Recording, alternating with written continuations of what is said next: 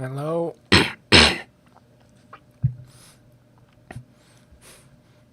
Okay, so hello and welcome to GuruFocus. Today we will discuss the DCF Calculator page on our website. As we can see on the page, our webinar is going to discuss the following topics. We're going to start with a brief overview of what the DCF calculation is.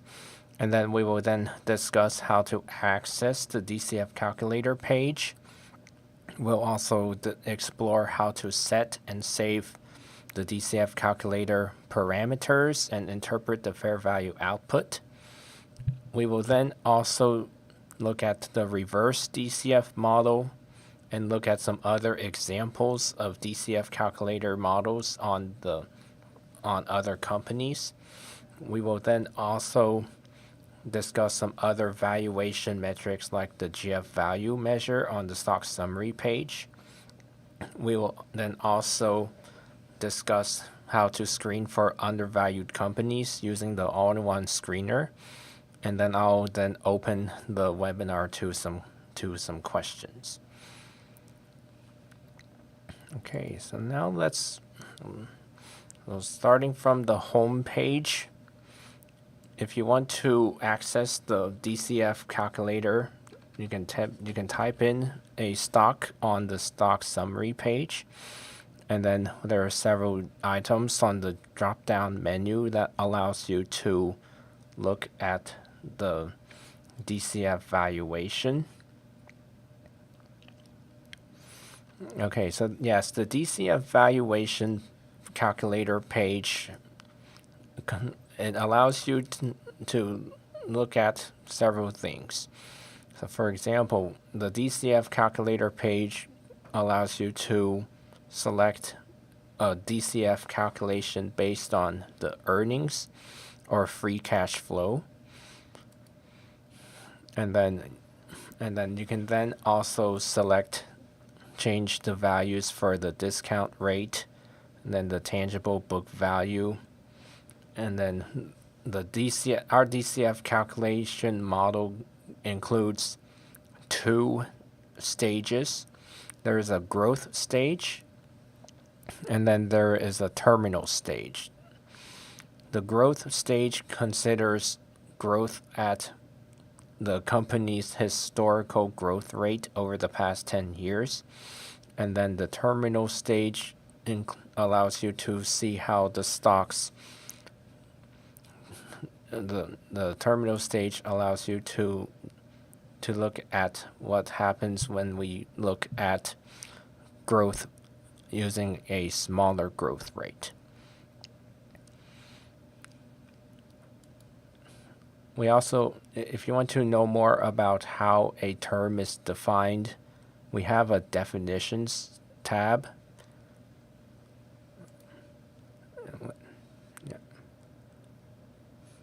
That allows you to that allows you to look at how the page is presented.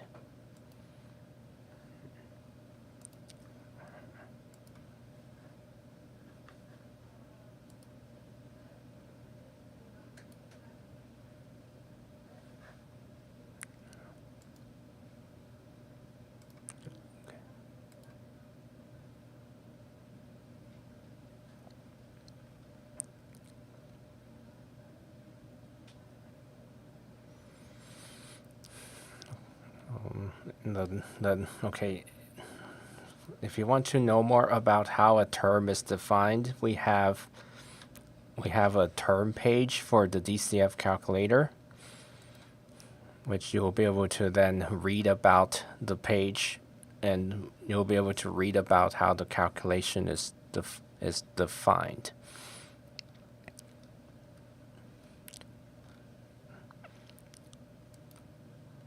Okay, so now to access the DCF calculator for a particular company, you can click on the DCF tab, and then you'll be able to then set the parameters for the DCF valuation. For example, let's say that you want to base the DCF valuation based on earnings, which is the default value for the calculator. You can then also set the discount rate. So for example, the discount rate by default is we use the 10-year Treasury constant maturity rate and then plus a 6% equity risk premium to compute the discount rate. But if you want to use a higher discount rate or a lower discount rate, you can change that value. So let's say that, for example, let's say that you want to consider a 15% discount rate. You can then also change the growth stage and terminal stage. By default, the growth stage value is 10 years at the growth rate, the historical 10-year growth rate. And then for the terminal stage, by default, we consider 10 years at a growth rate of 4%. If you want to simulate perpetual terminal stage growth, you can change the terminal stage growth to, for example, 99 years or even 999 years. To save the parameters that you use for the DCF calculator, there's these three vertical dots button, and then you'll be able to then click on this Save Parameters button. That's hi. You will be able to then save these parameters. Yes, and then the parameters allow you to do earnings-based and free cash flow-based. For earnings-based, we'll also use a 15% discount rate, and then we'll do 999 years of the terminal stage. And then you can then click on Save Parameters. And then we can then give this a name. So for example, let's say 999. We'll just say test parameters. And then you will then click on the Save button. You will get a notification that the DCF template is saved. Now to read the output, we have several sections. There is the stock price, and then there is the fair value and the margin of safety. The margin of safety just tells you how much discount you're receiving from, how much the discount is based on the company's current stock price and the fair value. One new feature that we added for the DCF calculator page is this speedometer chart, where it allows you to gauge how the valuation is compared to gauge the valuations relative to the current stock price. If the stock is trending toward the red area, then it means that the valuation may be overvalued. And then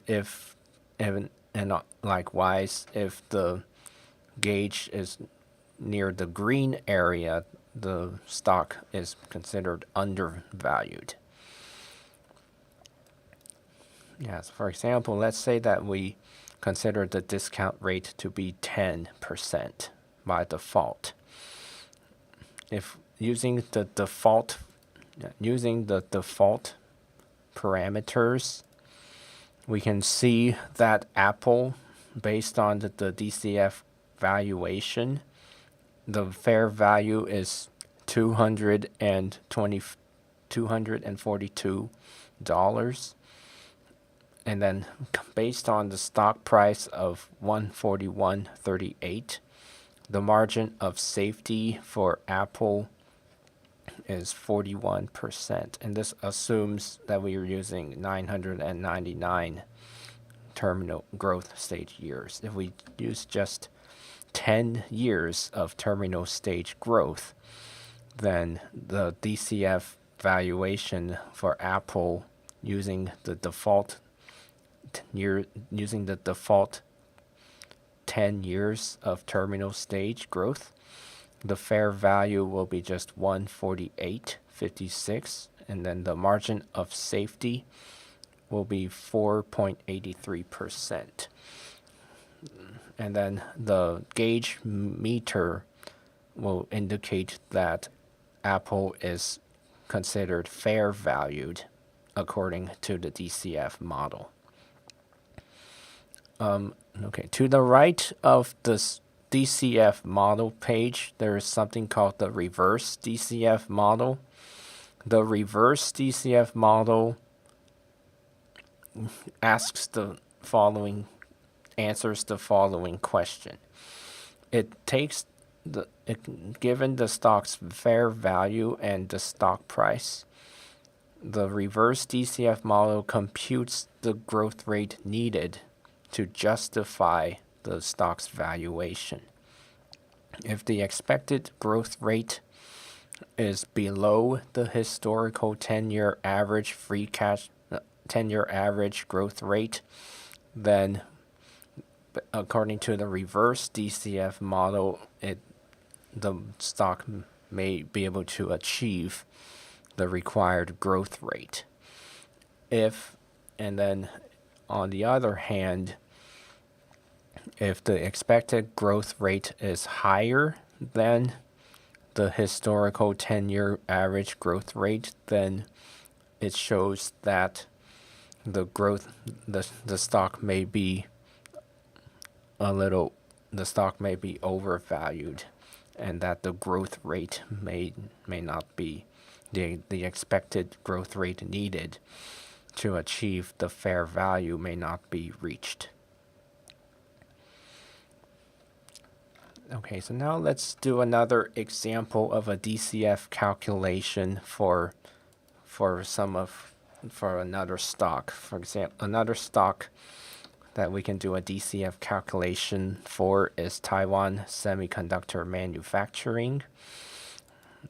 Yes, Taiwan Semiconductor Manufacturing is one of Warren Buffett's major buys in the third quarter based on his 13F. Yeah, we can see that according to the DCF calculator, based on the earnings, the Taiwan Semiconductor Manufacturing has a fair value of the stock is 137.36 compared to the stock price of just 80.84. So that means that Taiwan Semiconductor Manufacturing has a margin of safety of 41%. And then based on this margin of safety value, we can see that the speedometer graph shows that Taiwan Semiconductor may be significantly undervalued based on DCF. And then according to the reverse DCF model, the expected growth rate needed to justify this fair value, the growth rate needed will be just 6% compared to the historical growth rate of 14%. How often does the quarterly annual report after released? Usually for U.S. companies, the update is after 1 or 2 days after the 10K or 10Q is released. Yes, if you want to look at the historical data, we have the 30-year financials page where it will allow you to see the latest quarterly and annual data.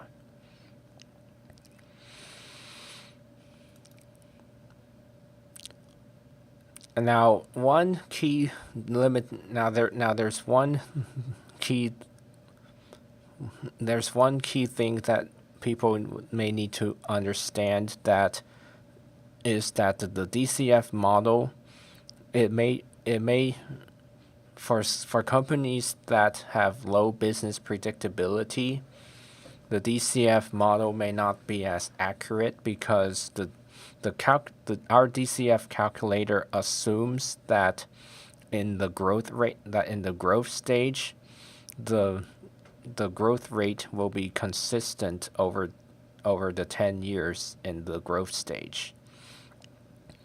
Thus, if you try to look at a DCF valuation for a company like Tesla, for example, given the fact that the stock's business predictability is just 1 star out of 5, then there's this note that says that result may not be accurate due to the low predictability of the business.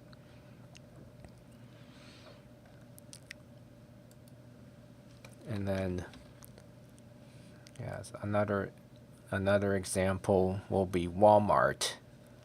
Walmart, the business predictability is just 1 star.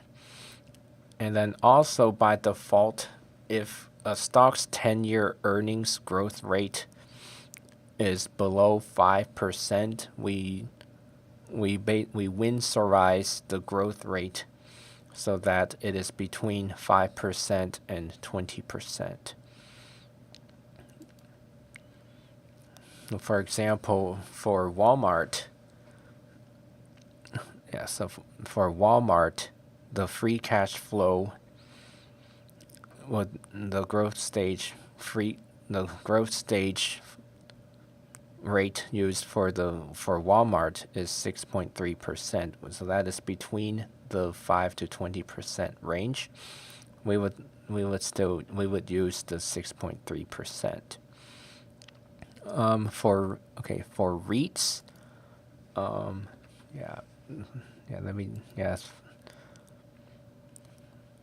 DCF can be used for REITs. DCF can also be used for REITs. There is also an earnings. You can also do REITs. You can also do DCF calculator for REITs. Same thing is you can either do earnings or free cash flow. And then if you want to use and then the growth stage rate will also consider the 5%. For the growth rate, the growth rate used for the DCF model, how the growth rate works is that for the 10-year growth rate, for the 10-year growth rate, the growth rate used is the growth rate used in the calculation is based